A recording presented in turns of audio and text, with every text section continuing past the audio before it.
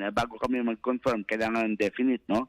So, wala pang nako-confirm. Although merong mga Filipinos are accounted for sa among the community, no? We do not have at this stage any confirmations regarding Philippine nationals. We know that there are Thai nationals involved. We are not aware of Philippine nationals, as I said, at this stage, and the situation is still evolving. While the DFA has not imposed mandatory repatriation yet, the Vega assured they are ready to assist Filipino workers who wish to go home. Wala pa kaming recommendation na mandatory repatriation, wala pa po. Pero hintayin natin susunod na next few days, no? Kung gusto nilang magpa-repatriate, re-repatriate po natin. Pinag-ipag-unayan yung government natin sa mga Israelis. By the way po, lahat ng mga gusali sa Israel required na meron yang meron yang bomb shelter, no? So ganun po. Kung gusto nilang magpa-uwi, tutulungan namin. One News spoke to a few Filipinos now caught in the crossfire in Israel. While there have been many attacks in the past, the latest one for them is the most terrifying. On the ground sila sumugod kasi before sa himpapawid lang by missile attack. May Iron Dome naman. So parang hindi namin masyadong nababahala. Pero ngayon talaga is talagang too much. Nakakatakot.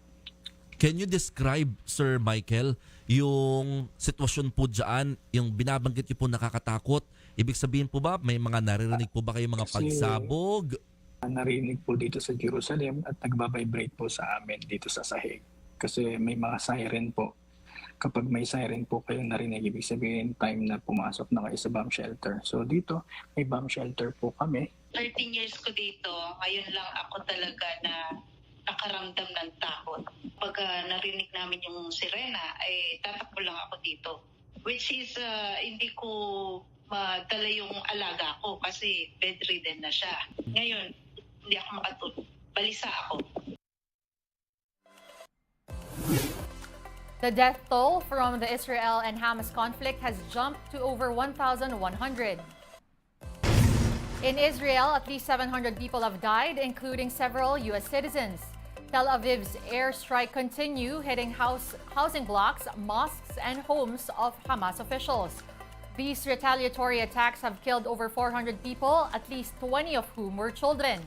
Israeli Prime Minister Benjamin Netanyahu has earlier vowed of, quote, mighty vengeance over Hamas's surprise attacks. He also called on the international community to condemn the atrocity. Pope Francis is calling for an immediate end to violence in and around Israel. The pontiff underscored that the fact that nothing good comes out of terrorism. He also stressed that innocent people are always at the receiving end of any war.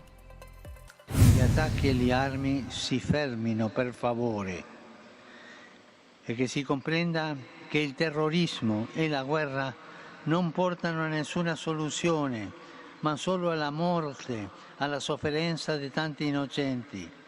La guerra è una sconfitta, ogni guerra è una sconfitta.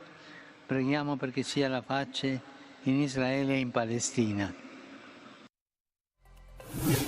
We're taking a quick pause. One News Now will be back with more stories after that. Stay with us.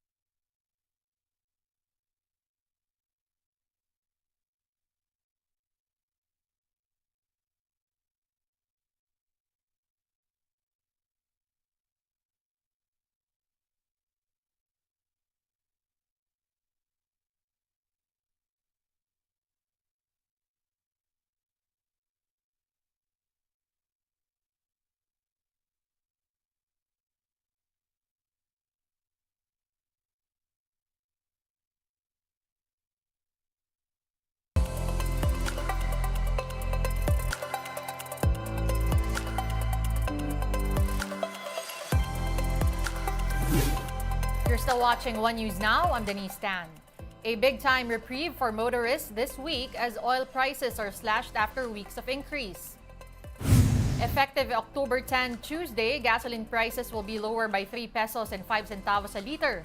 Diesel, meanwhile, will be cheaper by 2 pesos and 45 centavos a liter, and kerosene by 3 pesos a liter. This is the third straight week of rollbacks for gasoline and kerosene. The decrease is on the back of sustained interest rates. A stronger dollar also weakened demand for oil from other countries, as seen in a huge price drop during last week's trading. The 1 peso provisional fare hike for jeepneys is now in effect. The minimum fare for traditional jeepneys is now at 13 pesos and 15 pesos for modern jeepneys. Drivers do not need to secure a new fare matrix because the increase is only temporary. The group estimates that the increase will provide at least 200 pesos in additional earnings for drivers. The LTFRB earlier approved the provisional hike amid the high prices of petroleum products.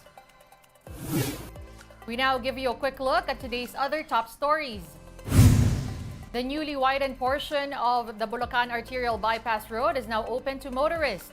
These are composed of 2 new westbound lanes off the Japan-assisted road project, or the Plaridel bypass in San Rafael Town. The road widening project aims to cater to the increasing volume of traffic in Bulacan. It also hopes to enhance economic activities in the province. On-site classes in some areas in Calabarzon have been suspended again. That's because of Taal Volcano's emission of volcanic smog, also known as VOG. Affected areas included portions of Batangas, Laguna, Cavite, and Rizal. There's no announcement yet of class suspensions or revert to online lessons tomorrow. Taal Volcano started emitting VOG anew on Saturday as it remains under alert level 1. In Afghanistan, there are no Filipinos killed or hurt in earthquakes that struck Afghanistan over the weekend. Foreign Affairs Undersecretary Ed De Vega said they only know of 2 Filipinos in the Taliban-held country now in a United Nations base. They are now safe in Kabul, some 800 kilometers away from the epicenter of the tremors. Over 2,400 people have died from the quakes of the city of Herat.